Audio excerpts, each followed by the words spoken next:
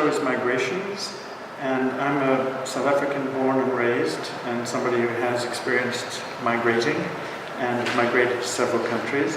And in a way, these are quite intimately autobiographical works, but they're also quite global in the sense that I've collected materials, literally fabrics rather than just paint, from all over the world. And that would be from Africa, from India. I grew up in the city of Durban, which was a very Indian city. But not just Indian cloth.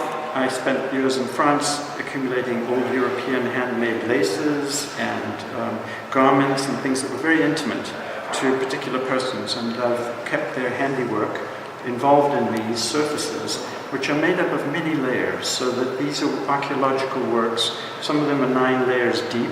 They're not just put on with the brush and paint.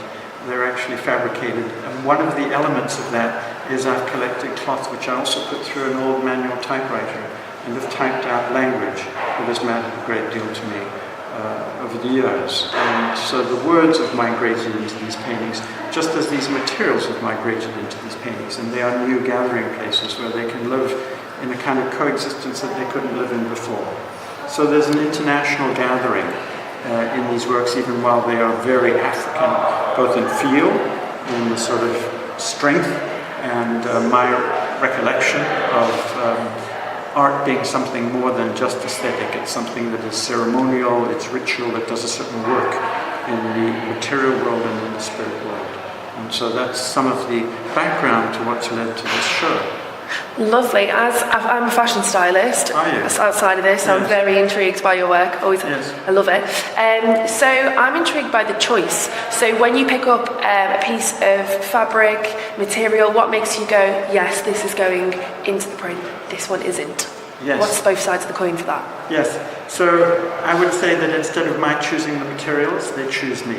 Lovely. And what happens is that something in my, not just conscious, but unconscious, including my memory, including my combination of emotions, fear, desire, anxiety, all kinds of things that are associated with fabrics, they speak to me, and I feel often they are pieces of debris, often they're about to be thrown away, so that I am recuperating them, I'm retrieving them, and instead of their disintegrating, I'm reintegrating them, and instead of their decomposing, I'm recomposing them.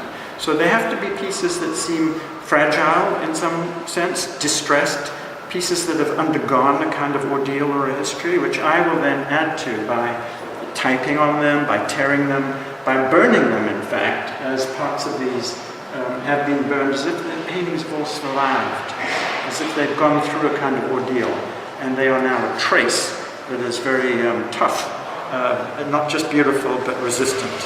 Right? Yeah. And so I love the details of like pockets and buttons and seashells. What makes you choose those particular things, parts of the garment? Beautiful. Pockets, of course, are containers for things that one carries, and as a migrant, one has precious things.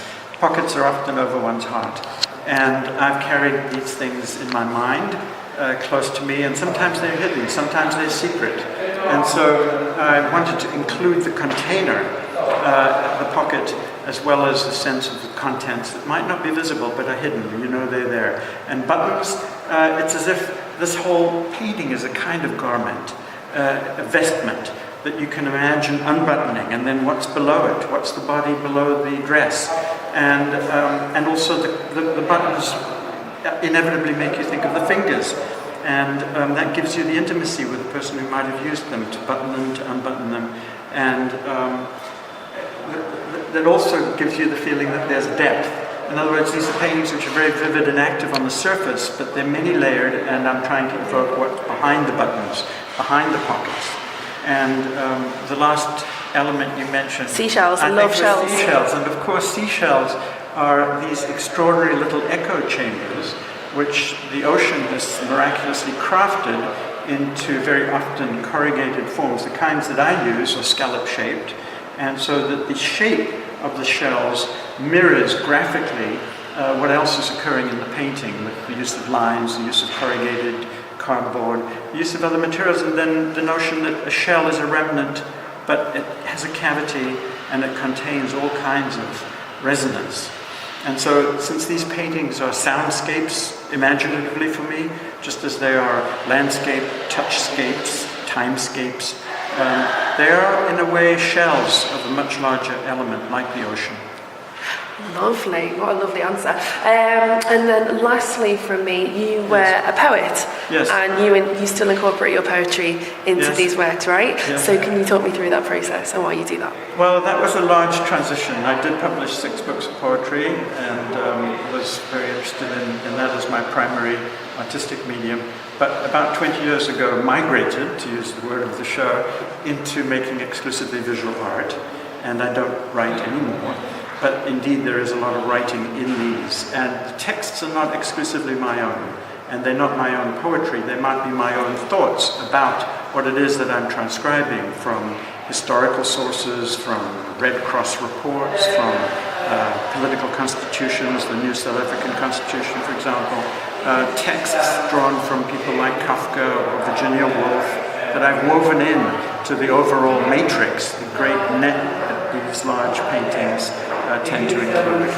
And in this case, we're standing in front of a triptych, and the triptych for me is a kind of narrative and has associations with altarpieces and ceremonial things, so that the very forms might suggest mythic backgrounds as well.